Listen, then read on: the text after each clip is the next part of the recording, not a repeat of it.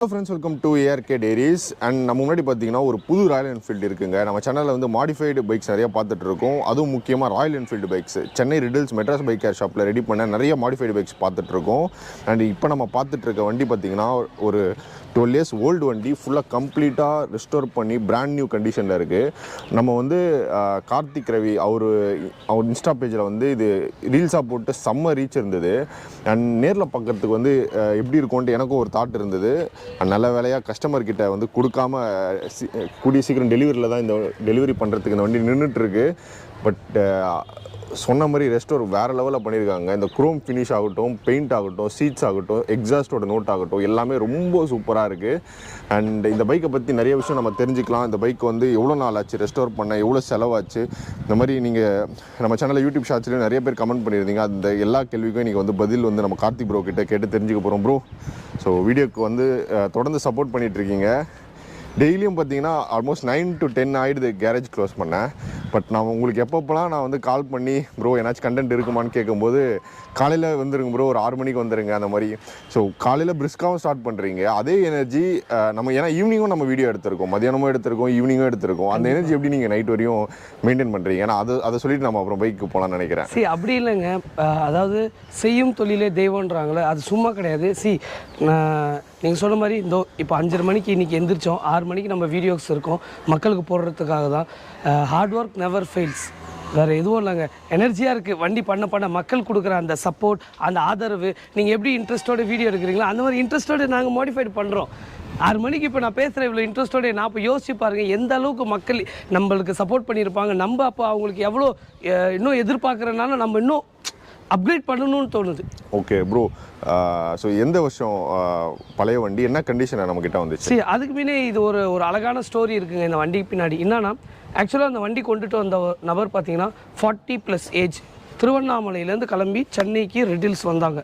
நான் கேட்டேன் என்னாச்சுன்னு. ஃபஸ்ட்டு இல்லைங்க எங்கள் அப்பாவுக்கு வந்து வயசாயிடுச்சு. நான் யோசித்தேன் இவருக்கே 40+, அப்போ அவங்க அப்பா அதாவது பார்த்தீங்கன்னா அவங்க அப்பா ஒரு 70+, அப்பா வந்து 70+, பையன் வந்து 40+. ஸோ என்ன சொன்னாப்புலன்னா, இல்லைங்க எனக்கு ஒரு ஆசை, எங்கள் அப்பா அதாவது இவருக்கு வாங்கி கொடுத்த வண்டி, அவங்க அப்பா வந்துட்டு 70+, அவங்க வந்துட்டு பையனுக்கு வாங்கி கொடுத்துருக்காப்புல, அவரே ஒரு 40 வயசு மேலே இருக்காப்புல. இந்த வண்டியை திருப்பி அவங்க அப்பாவுக்கு இவர் கிஃப்ட் பண்ணணும்னு ஆசைப்பட்றாப்புல. அப்போது இது வந்துட்டு 2011-12 வாங்கின வண்டி, இப்போ 2022 வண்டி. அப்போது இதே வண்டி அவர் கொடுக்கணும், ஏன்னா அவருக்கு ரொம்ப பிடிக்குமா, அவர் விவசாயம் பண்ணுறவர். ஸோ களத்துக்கு இதுதான் எடுத்துகிட்டு போவேன்னாரு. ஸோ என்ன பண்ணிங்க தெரியல பிரதர், எனக்கு இதை அப்படியே ரீஸ்டோர் பண்ணி கொடுங்கன்னு சொன்னாங்க. ஃப்ராங்க்லி ஸ்பீக்கிங் அவங்க அப்பாவுக்கு அவ்வளோ பிடிச்சி போச்சு இந்த வண்டி ரெடி பண்ணதில். ஸோ மக்கள் மத்தியிலும் வேறு லெவலில் வரவேற்பு இந்த வண்டிக்கு. So very happy to restore this bike. இது வந்து மாடிஃபைடு எதுவும் பண்ணல, ரீஸ்டோரேஷன். எக்ஸாம்பிள் மட்கார்டு துப்பு பிடிச்சி பிடிச்சி ரெஸ்டாகி கிடந்தது. இந்த கோவிட்லாம் வண்டி எடுக்கல, 2-3 வருஷம் அப்படியே நின்றுச்சு. எல்லாமே ரீஸ்டோர் ஆனது. அதை அப்படியே நம்ம வந்துட்டு ரெடி பண்ணி பிராண்ட் நியூ கண்டிஷனில் கொண்டு வந்திருக்கோம். ப்ரோ, ஏன்னா நீங்கள் நிறைய தீமாக ரெடி பண்ணி பார்த்துருக்கேன், நிறையா மாடிஃபை பண்ணி பார்த்துருக்கேன். ஸோ இந்த ரெஸ்டோர் பண்ணும்போது இதில் என்ன பெயிண்ட் சூஸ் பண்ணீங்க? அண்ட் யூஸ்வலாக வந்து இந்த மாதிரி ரெஸ்டோரேஷன் வந்தால் என்னென்ன ப்ராசஸ் போகும்? பேசிக்லி ஃபர்ஸ்ட் ரீஸ்டோரேஷன் வரும்போது வண்டி ஃபஸ்ட்டு சர்வீஸ் பண்ணிடுவோம். சர்வீஸ் பண்ணி நல்லா ஓட்டி பார்த்துருவோம். அதுக்கப்புறம் தான் பிரிப்போம். ஏன்னா பிரித்தவருக்கு வண்டி சர்வீஸ் பண்ணால் வேலை ஆகாது. ஃபஸ்ட்டு நல்லா சர்வீஸ் பண்ணி ரீஸ்டோரேஷனுக்கு பிரிக்கிறோம். பிரிக்கும்போது ஃபர்ஸ்ட் ப்ராசஸ் வண்டி பிரித்தோடனே will send it to sand blasting. பெரிய ஒரு மிஷினில் அந்த மிஷினில் மண் போட்டு அடிப்பாங்க, ஃபோர்ஸாக அந்த மண் வரும். அந்த மண் வரும்போது அது என்ன மண்ணுனா ஆற்று மண்ணுங்க. ஆற்று மண் வரும்போது இந்த பெயிண்ட் எல்லாத்தையும் அடித்து பழைய பெயிண்ட் ஃபுல்லாக எடுத்துரும், எல்லாத்தையும் ரிமூவ் பண்ணுவோம். அப்படி சின்ன சின்ன ஹோல்ஸ் இருந்தாலும் காட்டி கொடுத்துரும், ஹோல்ஸ் போட்டுரும். ஸோ அப்போ வந்துட்டு ஏதாவது சின்ன சின்ன டேமேஜஸ் இருந்தால் தெரிஞ்சிருமா, then will go for primer. ஏன் பண்ணுறோன்னா, அதாவது எங்கேயாவது டென்ட் இருக்கா, டேங்க்கில் சொட்டை இருக்கா, அப்புறம் மேடு பள்ளம் இருக்கான்னு ப்ரைமர் அடித்தா கண்டுபிடிச்சிடலாம். அதுக்கப்புறம் டிங்கரிங் ஒர்க். ஸோ அந்த டிங்கரிங் ஒர்க்னால் கொஞ்சம் சில இடத்துல மட்கார்ட் நெளிஞ்சிருக்கும், சில மட்கார்ட்ஸ் போய் எங்கேயா இடிச்சு தான் இருக்கும். ஸோ டிங்கரிங் ஒர்க்ஸ் முடிஞ்சிடும். First sand blasting, second process we have got primer, third process tinkering, fourth process putty பார்க்கணும். அதாவது இப்போ எல்லாம் முடிஞ்சிச்சுப்பா அந்த இடத்துல பட்டி பார்த்துட்டு 5th ப்ராசஸ் திக் பட்டி சொல்லிட்டு போட்டுட்டு தேய்ப்பாங்க. எமிரி வச்சு தேய்ச்சி டேங்க் அப்படியே வலுன்னு கொண்டு வாங்க. 6th ப்ராசஸ் பேஸ் கலர் அடிக்கணும். எக்ஸாம்பிள் இப்போ ஒரு பிளாக் கலர் நம்ம எடுக்கிறோம்னு வச்சுக்கோங்க, அதுக்கு ஒரு பேஸ் கலர் ஒன்று இருக்கும், அதை அடிக்கணும். அதுக்கப்புறம் actual process 7th 8th process clear சொல்லுவாங்க. இதே மேட்டு கிளியர், கிளாசி கிளியர். ஸோ ஒரு பெயிண்டிங் பின்னாடி இவ்வளோ ப்ராசஸ் டெஃபினட்டாக பண்ணணுங்க. அப்போ தான் அந்த அவுட்புட் வந்து பிரம்மாண்டமாக வரும். ஓகே, அதான் ப்ரோ நீங்கள் இப்போ இந்த பெயிண்டிங் இதுக்கு முன்னாடி நீங்கள் சொல்லியிருந்தீங்களா வண்டி வந்து ஓட்டி பார்த்துட்டு எல்லாமே கரெக்டாக இருக்கணும், அப்போனா நம்ம இன்ஜின் ஒர்க்கு மற்ற எல்லாமே நீங்கள் முடிச்சிடுவீங்களா முன்னாடி அந்த பெயிண்டிங்?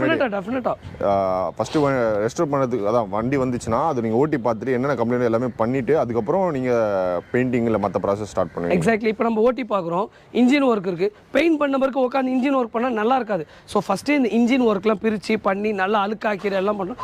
அதுக்கப்புறம் will go with a fresh painting. Okay bro, ஏன்னா நம்ம போடுற வீடியோஸ் நிறைய பேர் சீட்ஸ் தான் கேட்குறாங்க. சீட்ஸில் வந்து இந்த மாதிரி என்னென்ன டோன் இருக்குது இந்த கலரில் ப்ளஸ் வந்து இந்த சீட்ஸோட ப்ரைஸ் வந்து எப்படி மாறுது? ஏன்னா கொஞ்சம் பெருசாக வேணும்னா அதிகமாகுமா? ஏன்னா கமெண்ட்ஸில் பார்த்தீங்கன்னா நிறைய பேர் எனக்கு குஷன் வைக்கணும் எது பண்ணால் கடைசியாக பார்த்தீங்கன்னா ப்ரைஸ் தான் கேட்டுகிட்டே இருக்காங்க. ஸோ இதில் என்ன கலர் கொடுத்துருக்கீங்க? ஏன்னா நல்லா இருக்குது, ஏன்னா பிளாக் வித் அந்த இது வந்துட்டு அமேசான் ட்ரான் இது பேர். சி கைஸ், எல்லா டைமும் நம்ம எல்லா ரேட்டும் சொல்ல முடியாத காரணம் ஏன்னா ஒருத்தவங்க ஒரு ஸ்பெசிஃபைடாக கேட்டிருப்பாங்க. நம்ம அதை சொன்ன பிறகு ஆக்சுவலாக இவ்வளோ ப்ரைஸ் ஆகுதா, இது இவ்வளோ தான் ப்ரைஸே வா. ஏன்னா மார்க்கெட்லேயும் கடை வச்சுருக்கிறவங்க இருக்காங்க, இவங்க ஏன் இவ்வளோ சீப்பாக பண்ணுறாங்க, அப்போ லோ குவாலிட்டி. ஒவ்வொருத்தவங்களும் ஒரு இது. இப்போ இவர் வந்துட்டு இம்போர்ட்டட் மலேசியா ஃபோம் கேட்டிருக்காங்க. ஏன்னா வந்துட்டு அவங்க வீட்டில் லேடிஸ் உட்கார முடியாது, அவர்னால இங்கே இருங்க, இங்கே வந்து பாருங்களேன் எவ்வளோ ஒரு ஈஸி ஃபோம்னு, இங்கே இருங்க. அதான் எவ்வளோ அப்போ யோசிச்சு பாருங்க, நான் உட்காரும்போது எனக்கு எவ்வளோ ஒரு குஷன், ஒரு கூலான ஒரு ஃபீல் கொடுக்கும். ஸோ இது வந்துட்டு we have got lots of இது பர்டிகுலராக நாங்கள் செய்கிறதுங்க. இந்த சீட்டு இது மார்க்கெட்டில் அவைலபிளாக இருக்காது. நாங்கள் செய்கிறது கட் பண்ணி மோல்ட் பண்ணி இதை செய்கிறது. இது வந்துட்டு 2 விதம். ஒன்று நாங்கள் செஞ்சு விற்கிறோம், இல்லைன்னா நீங்கள் உங்கள் பழைய ஸ்டாக் சீட் எடுத்துகிட்டு வந்தீங்கன்னா கட் பண்ணி இந்த மாதிரி பண்ணி தரோம். இதில் வந்துட்டு டேன் இருக்குது, ப்ரௌன் இருக்குது, பிளாக் இருக்குது, டார்க் காஃபி இருக்குது, அப்புறம் மிக்ஸ்டு கலர்ஸ் இருக்குது, அப்புறம் இங்கே பேட்டர்ன் மாறும், பாக்ஸ் டைமண்டு பிளெயின், இந்த மாதிரி ரொம்ப நிறையா இருக்குது. டிசைனு பேட்டர்னு நிறையா இருக்குது, ரொம்ப இருக்குது. ஸோ எப்படி வந்துட்டு மக்களுக்கு வந்துட்டு வண்டி கலர் மாற்றுறாங்களோ, சீட்டும் ரொம்ப முக்கியங்க. ஒரு ரைடர் வந்துட்டு இங்கேருந்து லடாக் போகிறான்னு வச்சுக்கோங்களேன், when he is very comfortable with the seat position only he can go long. எல்லாரும் இதை அக்செப்ட் பண்ணுவாங்க.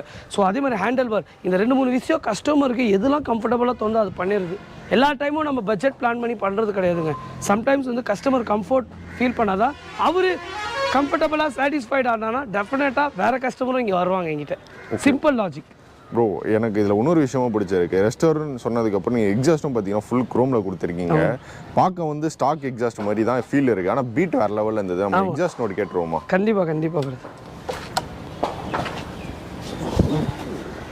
அதாவது பழைய காலத்து பர்சன்ஸ்லாம் ஓட்ட போகிறாலும் போது அப்போ பழைய காலத்து பீட்டு தான் எதிர்பார்ப்பாங்க. பாருங்கள் எப்படி இருக்குது.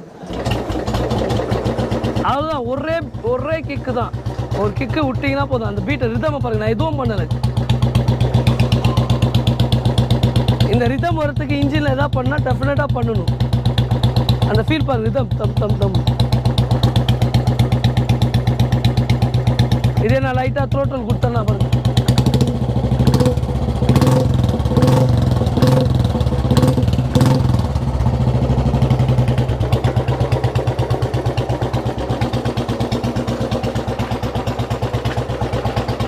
வேறு லெவலில் இருக்குது ப்ரோ பீட்டு.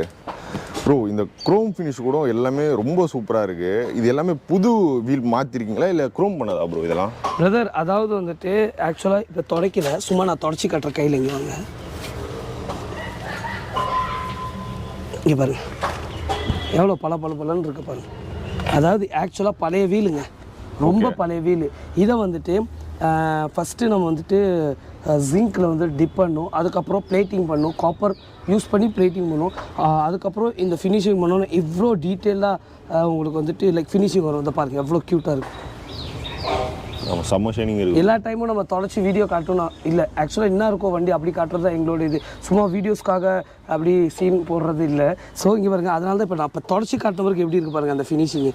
ஸோ வேறு லெவலில் இருக்குது பாருங்கள், கண்ணாடி மாதிரி இருக்குது. எக்ஸாக்ட்லி அதுதான்.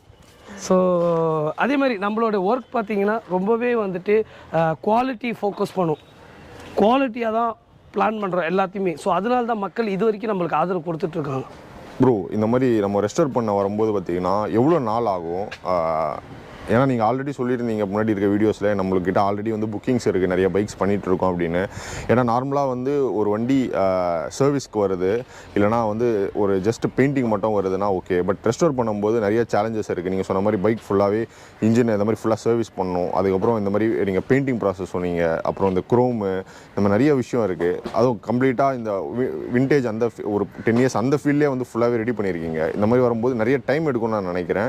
எவ்வளோ நாள் ப்ரோ ஆகும் இந்த மாதிரி ரெடி பண்ண? கண்டிப்பாக பிரதர், இதில் முழுக்க கஸ்டமரோட சப்போர்ட் ப்ளஸ் அவங்களோட கோஆர்டினேஷன் தான் ரொம்ப முக்கியம். ஏன்னு கேட்டிங்கன்னா சம்டைம்ஸ் ஒர்க் இழுத்துறவங்க இப்போ வந்துட்டு இப்போலாம் மழை காலத்தில் இருக்கும், மழை பெய்யுது, ஒர்க் பண்ண முடியாத ஒரு சூழ்நிலை, அப்போது கொஞ்சம் எக்ஸ்டெண்ட் ஆயிரும்.